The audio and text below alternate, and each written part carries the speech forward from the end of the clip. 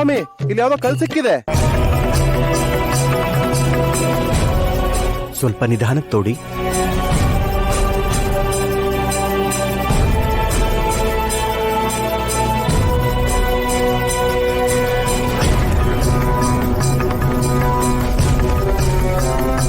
ಪ್ರಾಣದೇವ,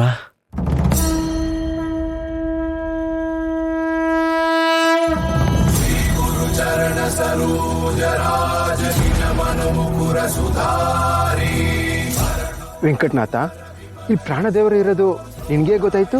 ಅಣ್ಣ, ಇಲ್ಲಿ ಪ್ರಾಣದೇವರಿರೋದು ನನಗೆ ಖಂಡಿತ ಗೊತ್ತಿಲ್ಲ. ಆದ್ರೆ ದಿಬ್ಬದ ಮೇಲೆ ನಿಂತಾಗ, ವ್ಯಕ್ತಿಯ ನಡವಳಿಕೆ ಬದಲಾದಾಗ ಇಂಥದ್ದೇನೋ ಇದೆ ಅಂತ ಅನ್ನಿಸ್ತು.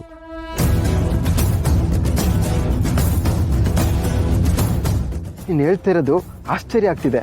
ಆದ್ರೆ ಪ್ರಾಣದೇವರ ಮೂರ್ತಿ ಇಲ್ಲಿಗೆ ಹೇಗೆ ಬಂತು? ನಾನು ಓದಿರೋ ಪ್ರಕಾರ ವಿಜಯನಗರ ಸಾಮ್ರಾಜ್ಯಕ್ಕೆ ಶ್ರೀರಕ್ಷೆಯಾಗಿದ್ದ ಶ್ರೀ ವ್ಯಾಸರಾಯರು ಸುಮಾರು 732 ಪ್ರಾಣದೇವರ ಮೂರ್ತಿಗಳನ್ನ ನಾಡಿನ ಉದ್ದಕ್ಕೂ ಪ್ರತಿಷ್ಠಾಪಿಸಿದ್ರು.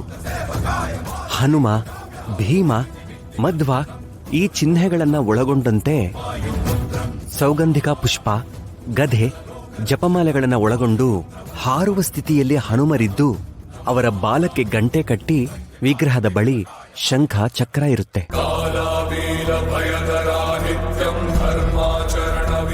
ಹಾಗಾದ್ರೆ ಇದು ವ್ಯಾಸರಾಜರು ಪ್ರತಿಷ್ಠಾಪನೆ ಮಾಡಿದ ಹನುಮದೇವರ? ಹೌದು, ಇದು ನಮ್ಮ ಮತ್ತು ಈ ಊರಿನ ಪುಣ್ಯ.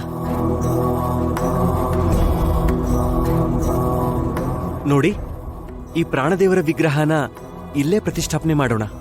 ನಾನು ಹೇಳ್ದಾಗ ಹೇಳಿ. ನಾನು ಹರಿ ಸರ್ವೋತ್ತಮ ಅಂತೀನಿ, ನೀವು ವಾಯು ಜೀವೋತ್ತಮ ಅನ್ಬೇಕು. ಹರಿ ಸರ್ವೋತ್ತಮ, ವಾಯು ಜೀವೋತ್ತಮ, ಹರಿ ಸರ್ವೋತ್ತಮ, ವಾಯು ಜೀವೋತ್ತಮ, ಹರಿ ಸರ್ವೋತ್ತಮ, ವಾಯು ಜೀವೋತ್ತಮ, ಹರಿ ಸರ್ವೋತ್ತಮ, ಹರಿ ಸರ್ವೋತ್ತಮ, ಹರಿ ಸರ್ವೋತ್ತಮ.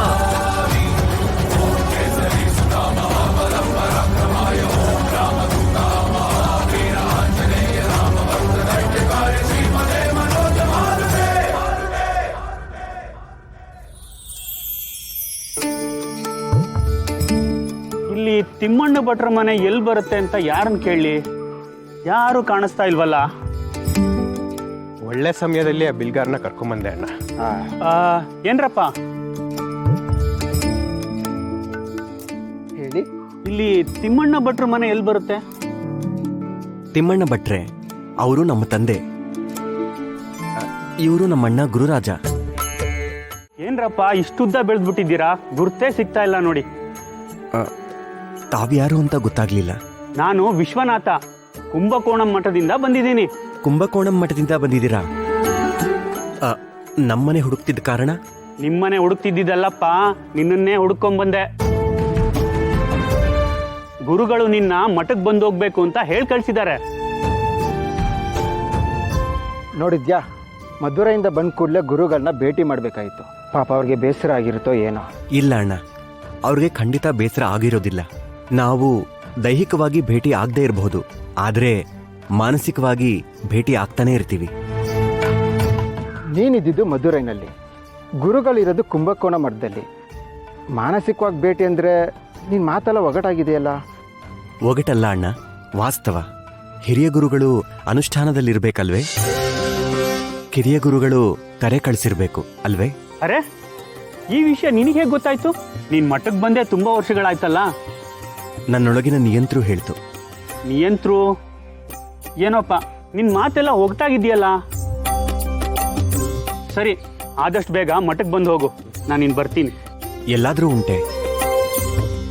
ನನ್ನ ಸಲುವಾಗಿ ಅಷ್ಟು ದೂರದಿಂದ ಬಂದಿದ್ದೀರಿ, ನಮ್ಮನೆಗೆ ಬಂದು ಆತಿಥ್ಯ ಸ್ವೀಕರಿಸದೆ ಹೋದ್ರೆ ಹೇಗೆ?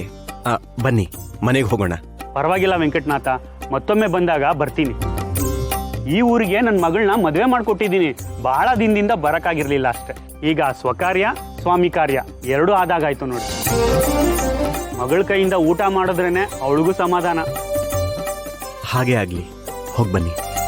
ಇದು ಬುದ್ಧಿ ಹೇಳಿದ್ರೆ ಸರಿ ಹೋಗೋ ವಿಚಾರ ಅಲ್ಲ ಅತ್ತೆ. ಮತ್ತೆ ಮದ್ವೆ ಮಾಡಿದ್ರೆ ಸರಿ ಹೋಗುತ್ತೆ.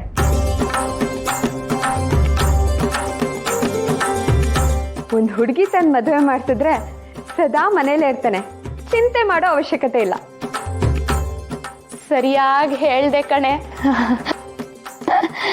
ಅವನಿಗೂ ಮದುವೆ ವಯಸ್ಸು ಬಂತು. ಒಂದೊಳ್ಳೆ ಕಡೆ ಸಂಬಂಧ ನೋಡಿ ಮದುವೆ ಮಾಡಿದ್ರೆ ನಮ್ಮ ಜವಾಬ್ದಾರಿನೂ ಕಳೆಯುತ್ತೆ, ಅವನಿಗೂ ಜವಾಬ್ದಾರಿ ಬರುತ್ತೆ. ಹಾಗೆ ನಾನು ಕಣ್ಣು ಮುಚ್ಚೋ ಮುಂಚೆ ಅವನು ಮದುವೆನ ಕಣ್ ತುಂಬ್ಕೊಂಡು ಹಾಗೂ ಆಗುತ್ತೆ.